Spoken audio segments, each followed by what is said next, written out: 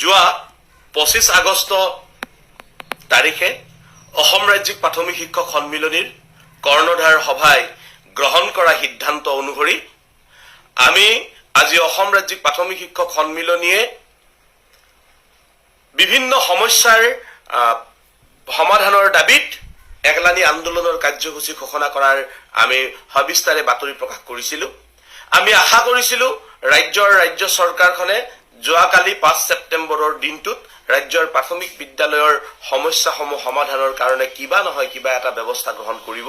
কিন্তু অত্যন্ত দুখেৰে আমি জনাইছো যে এই ক্ষেত্ৰত ৰাজ্য চৰকাৰ সম্পূৰ্ণৰূপে উদাসীন হোৱা হেতুকে আমি আজি ঘোষণা কৰিব বিচাৰিছো যে অহা 5 অক্টোবৰ যিটো তাৰিখত সমগ্ৰ বিশ্বত শিক্ষক দিৱস হিচাপে বিশ্ব শিক্ষক দিৱস হিচাপে পালন কৰা হয়, সেই দিনটোতে ৰাজ্যৰ প্ৰাথমিক বিদ্যালয়ৰ শিক্ষক শিক্ষয়িত্ৰীসকলে প্ৰতিটো শিক্ষা খণ্ডত সম্পূৰ্ণ স্বাস্থ্যবিধি মানি দিনৰ 11 বজাৰ পৰা 1 বজালৈ 2 ঘণ্টীয়া ধৰ্ণা কাৰ্যসূচী আমি ৰূপায়ণ কৰিম।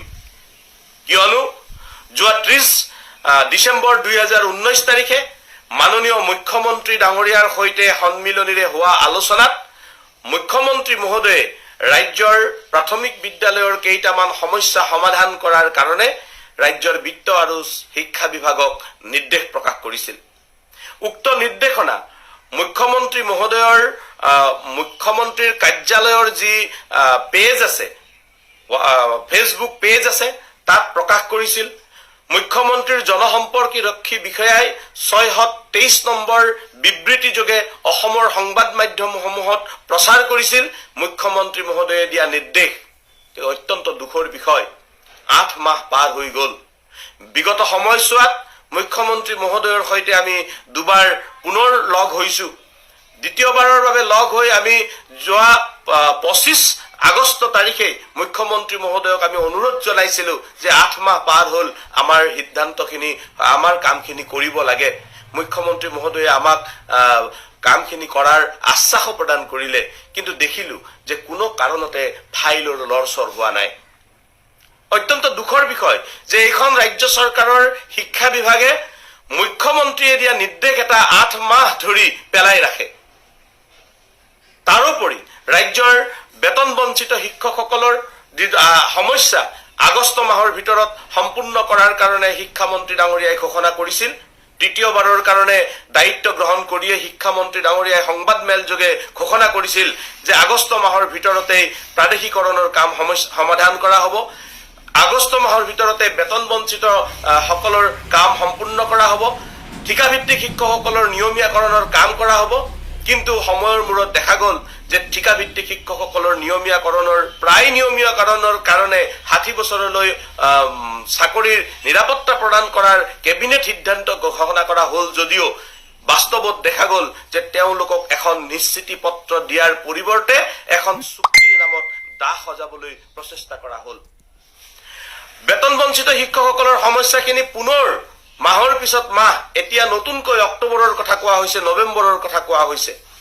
আমি যিখিনি অপ্ৰাদেশিকৃত বিদ্যালয় আছে সেইখিনিৰ সমস্যাখিনিও একেধৰণে অক্টোবৰ নৱেম্বৰ মাহলৈকে পিছুৱাই লোৱা গৈ থকা হৈছে। আমি কি বিশ্বাস ৰাখিম? আমাক 6 মাহ মনে মনে থাকিবলৈ শিক্ষামন্ত্ৰী ডাঙৰীয়াই আহ্বান জনাইছিল, আমি মনে মনে আছিলো। সম্পূৰ্ণ মৌনতা অৱলম্বন কৰি শিক্ষামন্ত্ৰী আৰু মুখ্যমন্ত্ৰী মহোদয়ৰ ওপৰত আস্থা আৰু বিশ্বাস ৰাখি আমি মৌনতা অৱলম্বন কৰিছিলো। হয়, এই কথাটো আমি স্বীকাৰ কৰো যে শেহতীয়া COVID-19ৰ পৰিৱেশে ৰাজ্য চৰকাৰক বহুতো কামতে বাধা দিছে, এই কথাটো আমি স্পষ্ট ৰূপে আমি স্বীকাৰ কৰো। কিন্তু ৰাজ্যখনৰ উন্নয়নৰ মূলক কামৰ একো কামেই বাকী ৰৈ থকা নাই। সকলো ধৰণৰ আঁচনিয়েই সম্পূৰ্ণৰূপে চলি আছে।